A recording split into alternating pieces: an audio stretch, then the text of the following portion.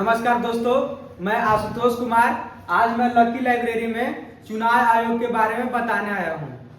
तो ये चुनाव आयोग हम सबको जानना चाहिए, चाहे वो बूढ़ा हो, चाहे वो जवान हो, चाहे वो पढ़े लिखा हो या नहीं पढ़ा लिखा हो, उससे कोई मतलब नहीं। जानकारी सबके लिए जरूरी होता है। आइए इसे सरल शब्दों में समझे जो सब कुछ समझ जाए। तो सबसे पहले हम लोग क्या जानते हैं कि चुनाव आयोग होता क्या है।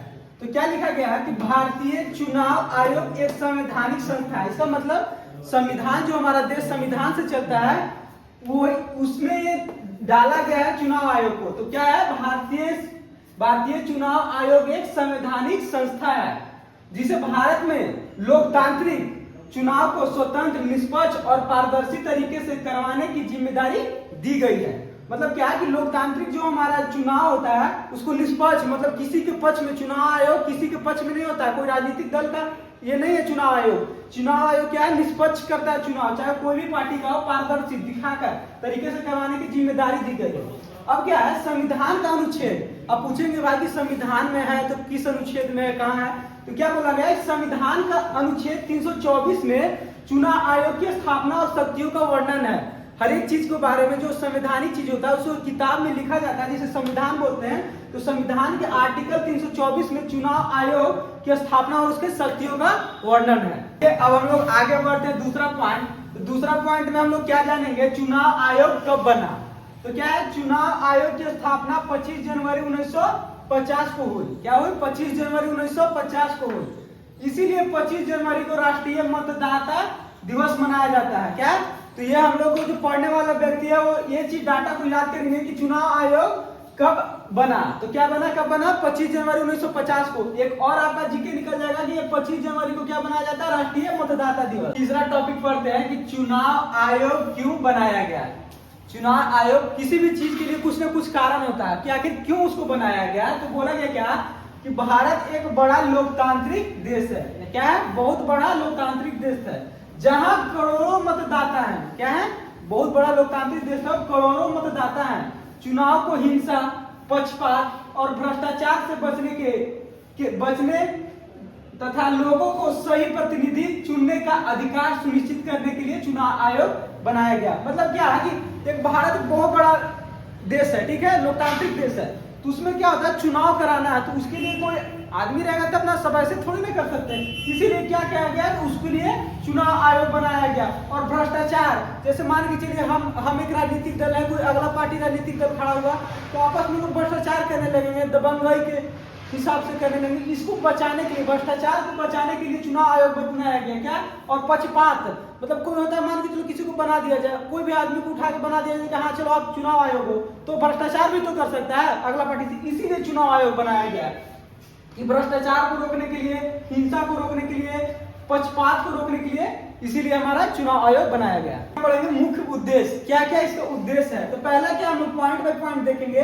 पहला क्या है, स्वतंत्र, निष्पक्ष और विश्वसनीय चुनाव, मतलब इसमें चुनाव पे सबका विश्वास हो। दूसरा क्या है, राजनीतिक दलों को नियंत्रण करना। तीसरा क्या है, आचार संहिता लागू करना। चौथा क्या है, मतदाता सूची को जारी करना। पांचवा, चुनाव प्रक्रिया में निगरानी करना।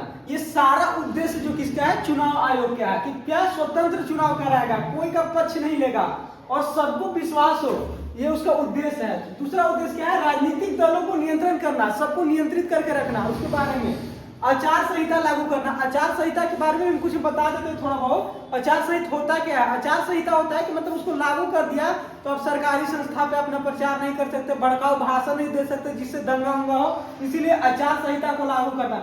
मतदाता सूची लागू करना, जारी करना। अब मतदाता सूची कौन जारी करता है, चुनाव आयोग ही करता है मतदाता सूची जारी। जैसे इसमें बहुत सारी घपलाएं होती है, बहुत सारी इसमें ये होती है, क्या होती है कि मतदाता सूची, एक आदमी का दो जगह वोटर लिस्ट में नाम है तो उसको हटाकर एक जगह करना, ये सब क्या किसका काम है, चुनाव आयोग का काम है। चुनाव प्रक्रिया में निगरानी करना हर एक चीज, कि कहीं कोई पैसा देकर तो वोट नहीं खरीद रहा है, कहीं कुछ उसमें दलाली तो नहीं कर रहा है। ये सभी प्रक्रिया की निगरानी कौन करेगा, चुनाव आयोग ही करेगा। चुनाव, अब अगला पॉइंट हम लोग चलते हैं 4 नंबर पॉइंट। क्या बोल रहा है कि चुनाव आयोग कैसे काम करता है। कोई भी चीज को काम करने के लिए एक प्रक्रिया होता है, कैसे कैसे काम करता है। तो आइए देखते हैं चुनाव आयोग की संरचना क्या है। सामान्य रूप से आयोग में होते हैं क्या, पहला मुख्य चुनाव आयुक्त, दूसरा अन्य चुनाव आयुक्त। मुख्य चुनाव आयुक्त एक ही होते हैं और अन्य चुनाव आयोग 2 होते हैं। ये सभी राष्ट्रपति द्वारा नियुक्त होते हैं, मतलब इसको चुनने का काम किसका होता है? राष्ट्रपति का चुनने का काम होता है। अब क्या है चुनाव आयोग के प्रमुख कार्य, क्या क्या उनके प्रमुख कार्य है? तो पहला ये क्या है? चुनाव कराना। तो किसका किसका भाई चुनाव कराएगा? चुनाव कराएगा तो किसका कराएगा? तो उसके लिए क्या क्या है? पहला क्या करता है? लोकसभा का चुनाव कराता है। क्या कराता है? लोकसभा का। दूसरा राज्य विधानसभा का। तीसरा राष्ट्रपति का। चौथा उपराष्ट्रपति का। राज्यसभा का और विधान परिषद का। ये सारा चुनाव कौन कराता है? चुनाव आयोग। अब मतदाता सूची तैयार करना, नए वोटरों को जोड़ना, मतलब जो जिस बच्चे को 18 साल हो गया, 18 साल से पहले किसी का वोटर लिस्ट में नाम नहीं जुड़ता है, तो क्या होता है कि नए कोई भी बच्चा हुआ तो उसको 18 पूरा तो क्या करता है? नया वोटर आ जाता है, उसको जोड़ने का काम। मृत लोगों को क्या करते हैं? यहाँ पे उसका नाम हटाया जाता है। जो मर गया वो वोटर लिस्ट वोट कहाँ से देगा? तो उसका नाम को हटाने का।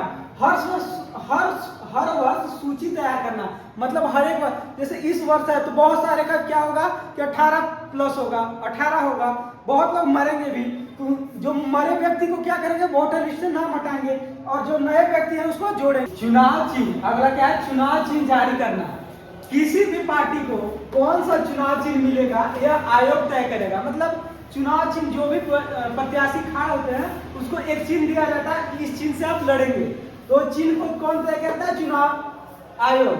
अब आइए चौथा पॉइंट क्या कह रहा? आचार संहिता। हम लोग पिछले बताए थे लेकिन इसको अब डीपली से पढ़ेंगे। आचार संहिता लागू। चुनाव घोषणा के बाद सभी पार्टियों को पालन करना होता है, यानी सभी पार्टी को, किसी एक पार्टी के लिए आचार संहिता नहीं, ऑल पार्टी के लिए आचार संहिता लागू होता है। क्या होता है उसमें? भाषण में नफरत न फैलाना, यानी क्या? भाषण में आप किसी को नफरत नहीं फैला सकते, कोई ऐसा भाषण नहीं बोलेंगे जो जिससे नफरत फैले। दूसरा क्या? सरकारी संस्थानों को व्यक्तिगत उपयोग न करना, यानी जो सरकारी संस्था है उसको आप अपने लिए उपयोग नहीं कर सकते हैं। नकद या उपहार न देना, यानी जैसे क्या होता है कि किसी को कहें कि हाँ दिला तू 500 रुपया, हमने वोट दिया, ये गलत बात है। ये क्या है? नकद या उपहार न देना। गलत विज्ञापन न चलाना, कि हाँ किसी चीज के बारे में गलत चीज को नहीं फैलाना। अब आइए 5वां पॉइंट क्या कर रहा है? मतदान प्रक्रिया की देखरेख। क्या? मतदान प्रक्रिया की देखरेख कौन करेगा? चुनाव आयोग। क्या करेगा? ईवीएम और वीवीपैट का उपयोग, मतलब ईवीएम एक होता है, वीवीपैट होता है। ईवीएम होता है बॉक्स टाइप का, उसमें सारा चीज का प्रत्याशी करेगा, उसमें बटन दाबेंगे तो वीवीपैट पे दिखाएगा कि आपका जो चुनाव जो गया, वोट गया वो किस पे गया। मतदाता केंद्र की सुरक्षा, मतलब वहां पर सुरक्षा दिया जाएगा। और क्या? पोलिंग स्टाफ की नियुक्ति, मतलब जो वहां पे पोलिंग कराता है उसका नियुक्ति करता है। बूथ कैप्चरिंग को रोकना, यानी बूथ कैप्चरिंग को बहुत सारे दबंग एरिया में दबंगों द्वारा बूथ कैप्चर कर लिया जाता है, इसको रोकने के लिए भी चुनाव आयोग कार्य करती है।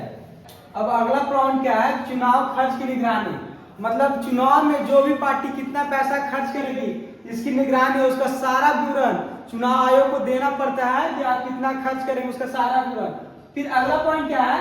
राजनीतिक दलों की पंजीकरण, मतलब राजनीतिक दल कोई भी खड़ा होता है, कोई आम आदमी भी खड़ा हो सकता है, चाहे कोई पार्टी से या कोई निर्दलीय खड़ा होगा तो उसको क्या करना पड़ेगा? पहले पंजीकरण करना पड़ेगा। इसमें कई तरह से होते हैं कि कोई पार्टी है, जो पार्टी एस्टैब्लिश है, वो क्या करता है? पार्टी से भी खड़ा हो सकता है या निर्दलीय कोई आम आदमी भी पंजीकरण कर सकता है। तो ये सारी जो भी जानकारी हमने बताया, ये चुनाव आयोग के बारे में बताया कि चुनाव आयोग कैसे कराता है, क्या नहीं कराता है, वो सारी जानकारी दी। और कुछ बातें जो है जो हम बताना चाहेंगे कि जैसे चुनाव आयोग को सच में निष्पक्ष होना चाहिए, नहीं तो हमारे लोकतंत्र पे खतरा बन सकता है। क्योंकि अगर चुनाव आयोग अगर कमजोर हुआ और साफ सुथरा अगर चुनाव नहीं हुआ तो हमारे लोकतंत्र पे सच में ये खतरा का है और ये बहुत गंभीर विषय है। इसी चलते चुनाव आयोग को निष्पक्ष ही रहना चाहिए, किसी पार्टी के दबाव में नहीं आकर काम करना चाहिए, क्योंकि हमें लोकतंत्र को बचाना है। धन्यवाद और मिलते हैं फिर नेक्स्ट वीडियो में, तब तक के लिए जय हिंद, जय भारत।